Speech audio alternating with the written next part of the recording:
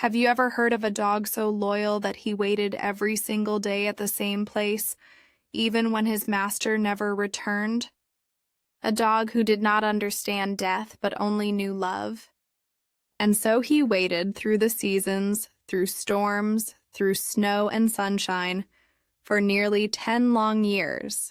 This dog's story touched the hearts of millions of people, and even today, decades later, his memory lives on in statues, in films, and in the hearts of all who believe in true love and loyalty. Once you hear his story, you will never forget it, because this is not just the tale of a dog. It is the story of faith, the story of a bond that nothing could break.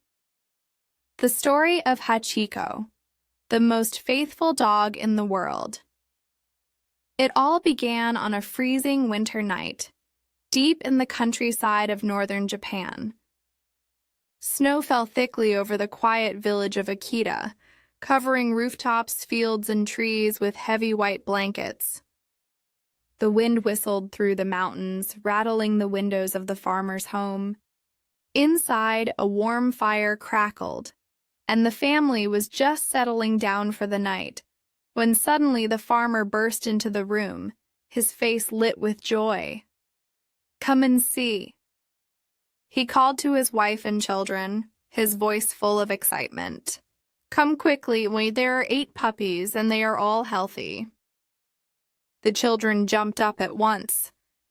They pulled on their shoes and wrapped themselves in thick coats, their little hands fumbling with buttons in their hurry.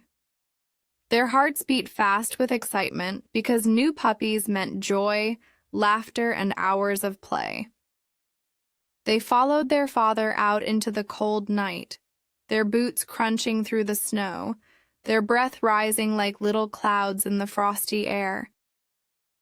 Together, they hurried across the frozen yard toward the wooden shed that stood quietly behind the house. Inside the shed, the air was warmer. On a bed of straw lay the mother dog, her beautiful yellow-white coat glowing in the dim light. She was tired, but her dark eyes shone with pride.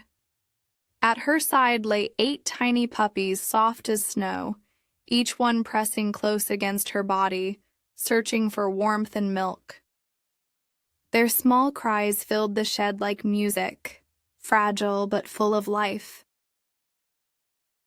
The farmer knelt beside the mother dog and gently laid his hand on her fur. "You did well," he whispered, his voice calm and tender. "You must rest now."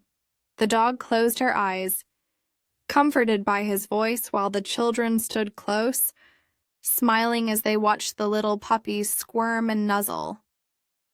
Soon, the farmer's wife appeared in the doorway, carrying a small lantern that cast a golden glow across the shed. She bent down, looked at the puppies, and smiled warmly. "They are beautiful," she said softly. "Yes, they are," the farmer replied. "And one of them will go to my good friend in Tokyo, Professor Ueno. He has been waiting for a strong Akita puppy, and he will pay us 30 yen. He must have the very best one." His wife nodded. "For 30 yen, the professor will surely have the finest puppy." She glanced at the children with a smile. "Now come inside. Dinner is ready." But the children could hardly take their eyes off the puppies. The sight of the tiny dogs filled their hearts with wonder. Only after a while did they finally turn and follow their mother back toward the house, leaving the mother dog to rest with her newborns. For the next 2 weeks, the puppies lived as all newborns do. They drank their mother's milk, slept deeply, and grew stronger each day.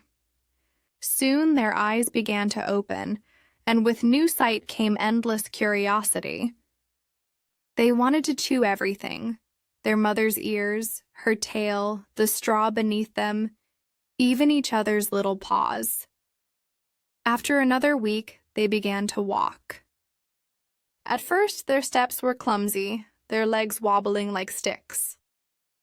They stumbled and fell, and the children laughed as they watched them struggle. But each day the puppies grew more steady.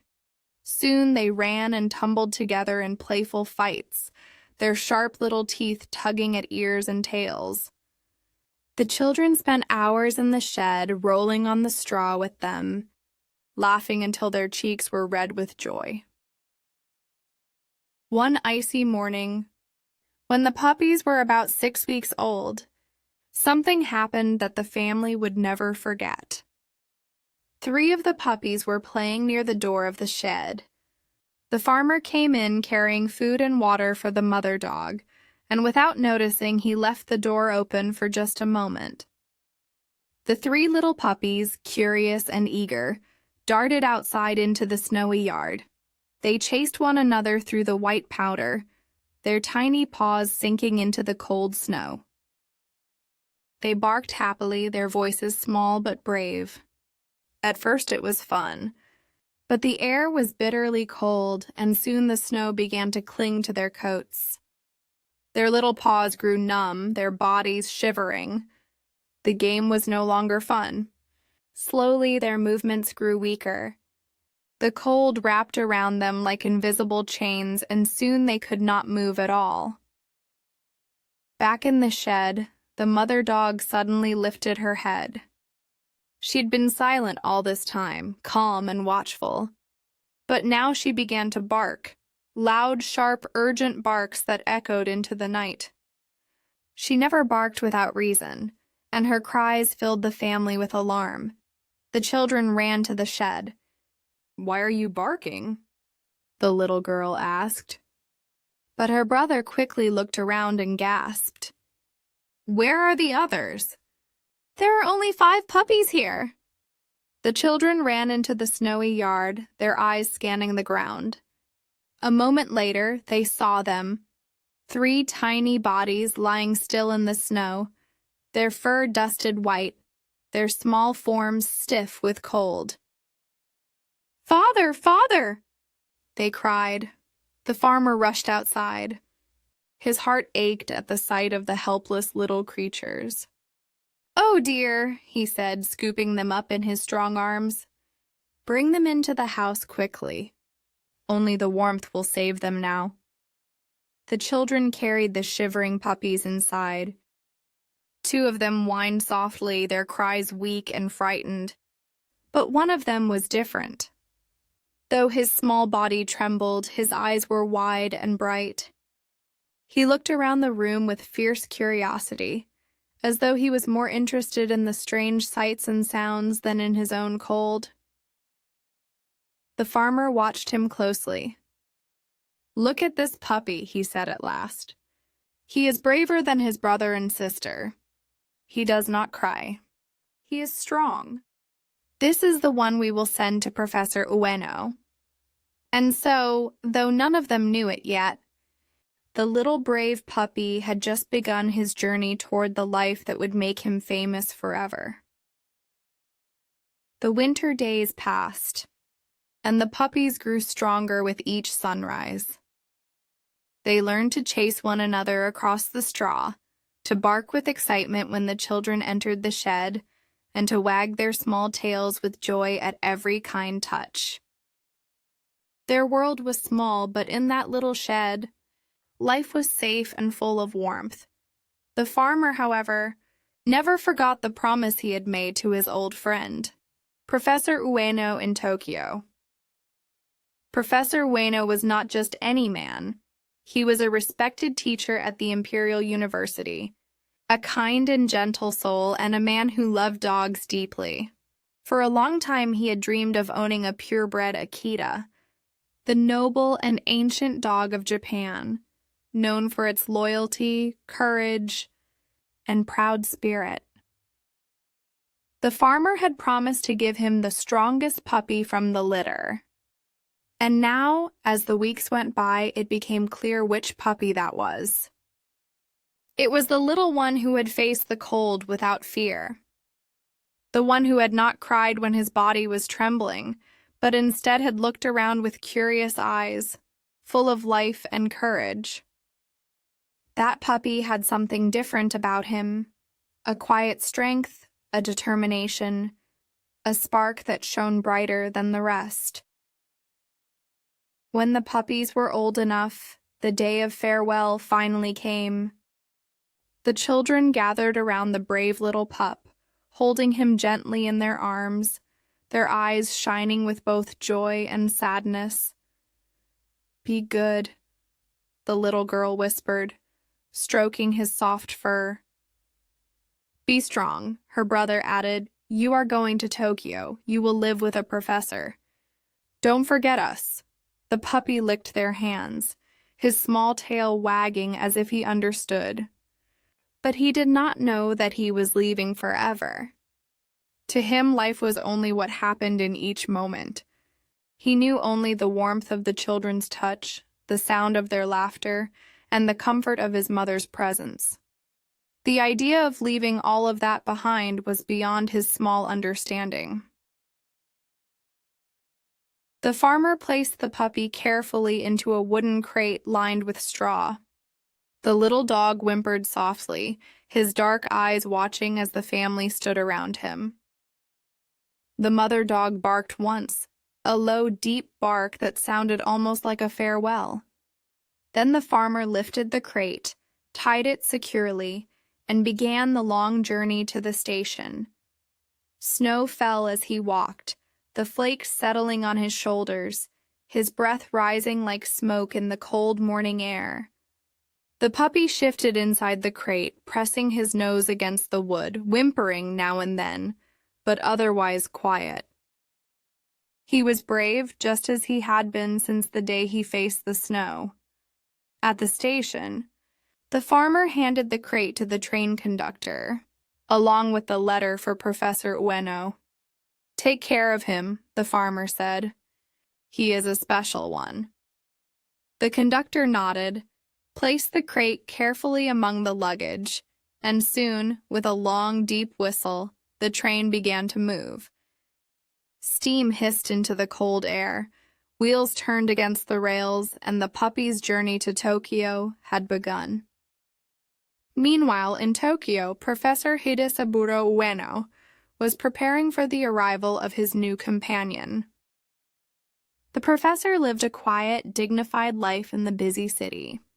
His days were filled with lectures at the university, where he taught agriculture and engineering to young students. But at home, he lived alone. His wife had passed away years before, and though he had friends and students, there was an emptiness in his life that nothing seemed to fill. He had always loved dogs.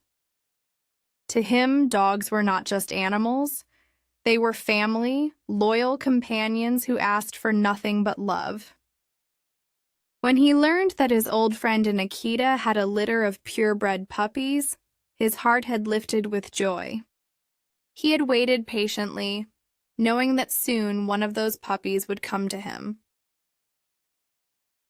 On the day of the puppy's arrival, the professor walked to Shibuya Station with anticipation. The air was crisp, the station crowded with travelers rushing in all directions, but the professor's eyes were calm, steady, searching only for the delivery he was expecting. At last, the train pulled in. The hiss of steam filled the platform and passengers poured out, carrying suitcases, calling to one another. Among the luggage was the wooden crate, carried carefully by the conductor. "Professor Ueno?" the conductor asked. "Yes," the professor replied with a small bow. "This is for you." The crate was set down, and the professor knelt beside it, his heart quickening as he saw two dark eyes staring out at him from between the wooden slats. He lifted the crate gently, and together they made their way to his home. When he finally opened the crate inside his house, the puppy stepped out cautiously. His little paws touched the floorboards, and he sniffed the air curiously. His ears twitched, his nose worked quickly, and then slowly, he lifted his head to look at the man who stood before him. The professor smiled, his eyes soft. "So you are the one," he said quietly. He reached down and placed his hand gently on the puppy's head. "Welcome to your new home." The puppy wagged his tail. In that moment, something passed between them, a silent understanding, a bond that neither of them could see, but one that would grow stronger with each day. The professor gave him a name, Hachiko. From that day forward, Hachiko's life in Tokyo began. The professor's home was simple but warm, with a small garden at the front, wooden floors polished from years of use, and shelves stacked with books that carried the wisdom of centuries. Hachiko explored it all with endless curiosity. He sniffed every corner, patted across every room, and even stopped to stare at his own reflection in a shiny teapot. At first, he was shy. The sounds of the city were strange to him. The clatter of wheels, the voices of vendors calling out, the rumble of trains in the distance. He had been born in the quiet countryside, where the only sounds were the whisper of wind and the cries of birds. Tokyo was loud, busy, alive with movement. But slowly, Hachiko grew used to it, and by the professor's side, he felt safe. Each morning, when the sun rose over the city, Professor Ueno prepared for his day at the university. He dressed neatly, polished his shoes, and gathered his books into a small leather bag. And each morning, Hachiko followed him to the door, wagging his tail, his dark eyes full of expectation.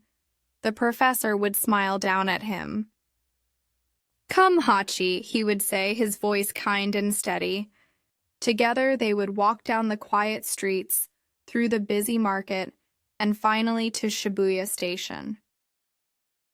The first time Hachiko saw the station, he tilted his head curiously. So many people. Men in suits rushing toward trains, women carrying baskets, children running and laughing. The air was filled with the hiss of steam, the echo of footsteps, the shouts of conductors. To Hachiko, it was overwhelming. But as long as the professor was there, he stood calmly, his little tail wagging slowly. At the entrance of the station, the professor knelt down and placed a hand on Hachiko's head. "Wait here for me," he said gently. "I will return this evening." Then he boarded the train, disappearing into the crowd. At first, Hachiko did not understand. He waited at the edge of the platform, watching the trains come and go, ears pricked, eyes searching for his master. Hours passed. The sky shifted from bright morning to golden afternoon. Finally, as the sun dipped low, a train pulled into the station. And there, among the sea of travelers, came the familiar figure of Professor Ueno. The moment Hachiko saw him, his tail wagged wildly. He barked with joy and bounded forward, his whole body shaking with happiness. The professor laughed softly, crouched down, and wrapped his arms around him. "You waited," he whispered. "Good boy."